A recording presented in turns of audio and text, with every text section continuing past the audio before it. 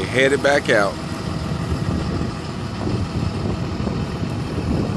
This is a lot of people from Canada come in, and now they headed back, going back home.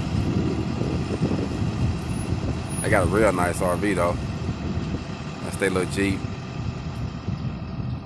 You know what? You know, sometimes you think about it. You know, people say they want to get older, and well, once I get older, you know, I'm gonna get this and this, and I'll be able to do that. And you know what I think? You know, I want to enjoy this stuff before I get old.